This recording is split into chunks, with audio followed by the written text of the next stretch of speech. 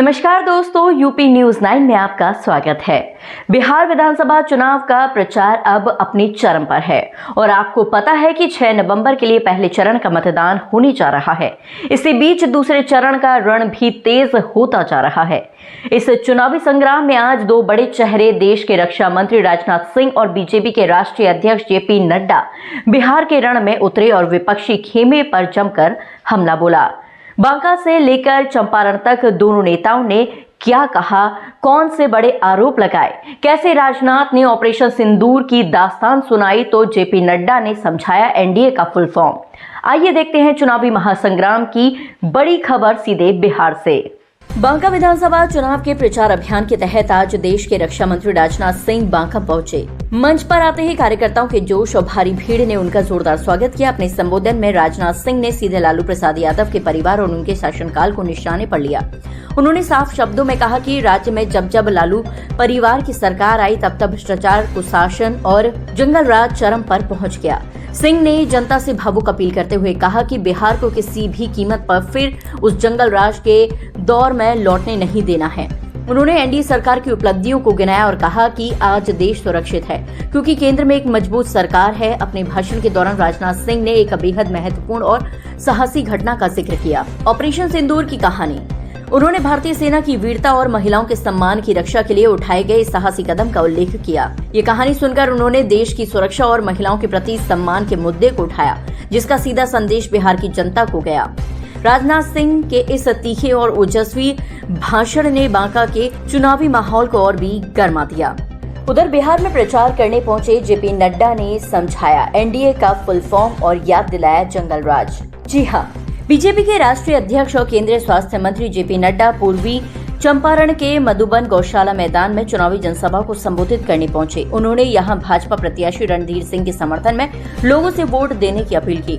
नड्डा को सुनने के लिए भारी संख्या में लोग मैदान में पहुंचे थे, जिसमें महिलाओं की संख्या भी काफी अधिक थी। जनता के बीच जेपी नड्डा ने एक अनूठे तरीके से एनडीए का फुल फॉर्म समझाया और स्पष्ट किया कि बिहार में बिना एनडीए का विकास संभव नहीं है।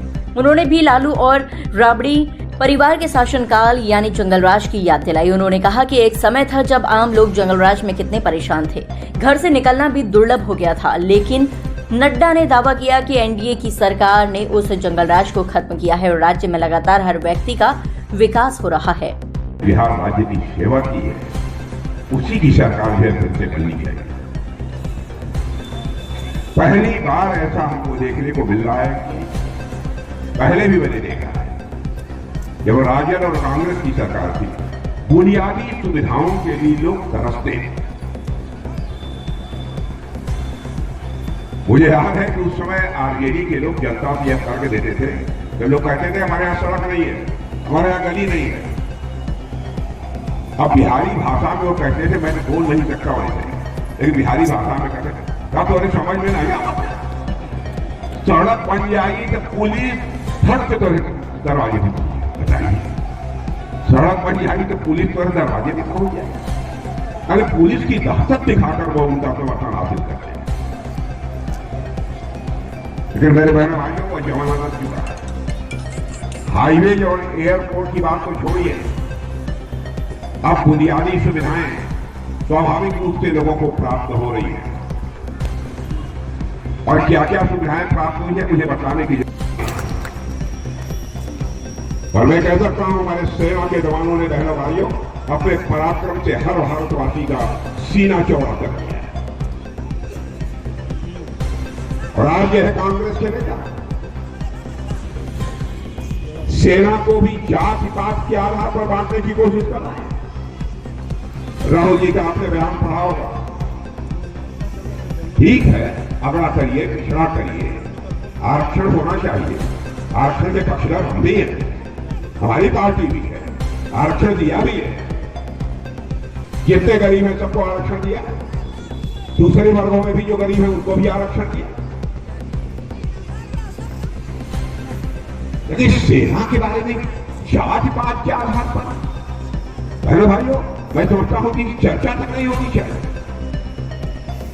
हमारे सेना के जवानों का एक ही धर्म होगा, वह धर्म है सैन्य धर्म, इसके अतिरिक्त कोई दूसरा धर्म नहीं होगा। नहीं चर्चा करना चाहता और मुझे करना भी नहीं चाहिए, लेकिन मैं समझता हूं कि जल्दी व हिम्मत नहीं करेंगे। अब करेंगे तो पहले भाइयों, हमारा ऑपरेशन सिंदूर समाप्त नहीं हुआ है, अभी स्थगित किया है। हम फिर से ऑपरेशन करेंगे और आक्रमण करेंगे और से हम धराशायी करेंगे। क्या क्या बातें लोग बोलते थे,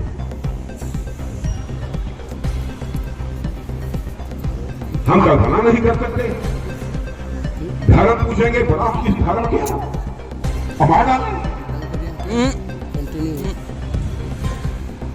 लेकिन बहनों भाइयों, हम लोगों ने मारा आतंकवादियों को धर्म पूछकर नहीं मारा है, उनका कर्म देखकर मारा है। मेरे बहनों भाइयों, कर्म देखकर मारा।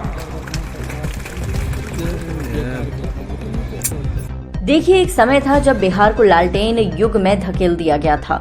हर तरफ अंधेरा, हर तरफ जंगलराज। लेकिन मैं आपको बताना चाहता हूं, प्रधानमंत्री नरेंद्र मोदी जी और मुख्यमंत्री नीतीश कुमार जी ने मिलकर उस लालटेन युग को खत्म किया है और आज एलईडी युग को लेकर आए हैं। आज हर घर में बिजली है, गांव में सड़क है।